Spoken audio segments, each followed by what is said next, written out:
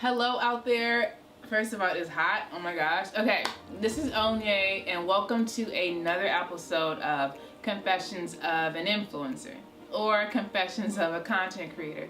Let me know which one you guys like best because I'm still kind of undecided, but welcome nonetheless. In today's confessional, I'm going to be talking all about freelance life and more specifically working with problematic clients. Eek, okay? A little backstory. A lot of you may not know that a lot of influencers actually double as, freelancers. So they work as either photographers, social media managers, whatever you have it, just because oftentimes, unless you're a really big influencer, like 1 million followers, you don't get enough consistent money to bank on that alone. So a lot of us actually work as freelancers in addition to being influencers. Maybe they're the same thing, but you get what I mean. So you guys already know I quit my job last year, and from that point on I worked as a freelancer full friggin' time. Right away I realized that this was going to be one of those things that was going to try me and test me to my core. And let me tell you why. When I first started, I kind of approached things from a place of, oh, you want to work with me? Great. Oh, you only want to pay me pennies? Great. And so I was literally taking on work because I needed the money and I needed to survive.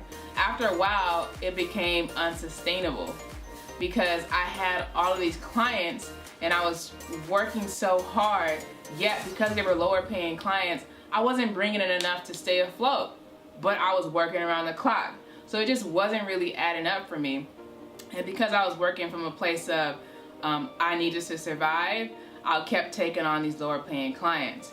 And what I've learned is that people that are paying you less, for some weird reason, expect so much more.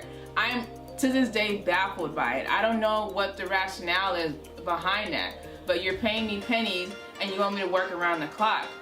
I'm sorry, but that is not rational. That is not reasonable. And on the flip, I have clients that are paying me 3 times.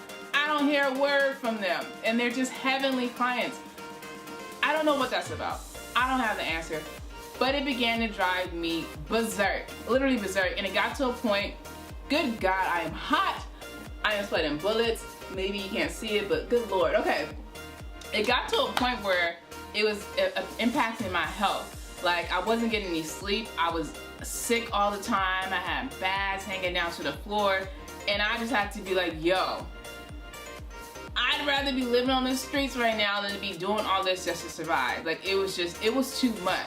I had to have a conversation with myself and say, you are pretty much devaluing yourself. There's no way you should be working with these clients that are only paying you pennies. That means 1, you're not valuing yourself, and 2, you're allowing them to devalue you as well. Because let me tell you, a client will behave with you exactly how you allow them to behave with you. So they were paying me pennies because I said it's okay.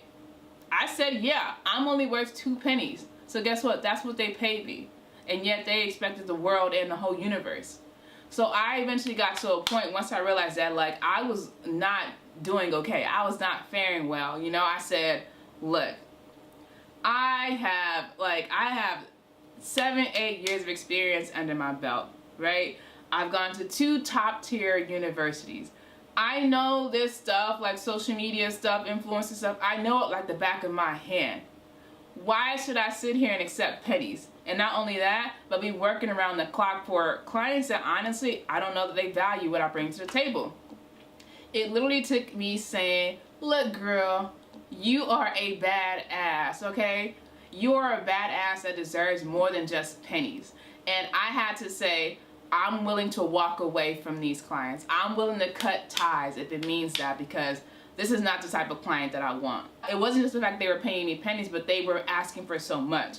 So it's like, that's not the type of clientele that I want. So I got to a point where I said, I'm gonna raise my rates across the board.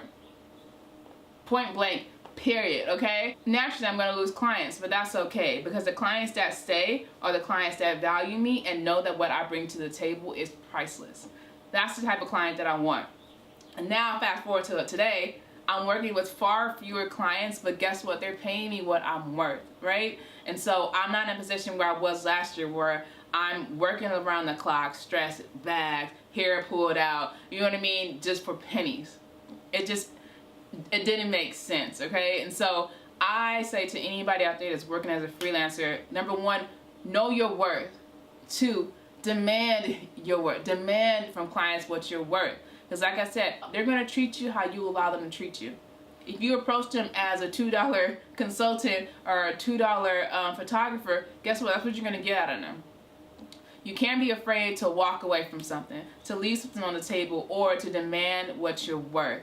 Trust me, the clients that value you will not let you walk away. I promise you. And the ones that do, open the door for them. Shoo them out. You don't want them. I'm telling you the truth. I am a lot more happy today with far fewer clients that are paying me what I'm worth. So that is my confessional today. I hope it helps you. Let me know in the comments below if you're a freelancer that's kind of struggling with working with clients. Share it down below. Let's talk about it because I'm sure I'm not the only one. All right, until next time. Bye, guys.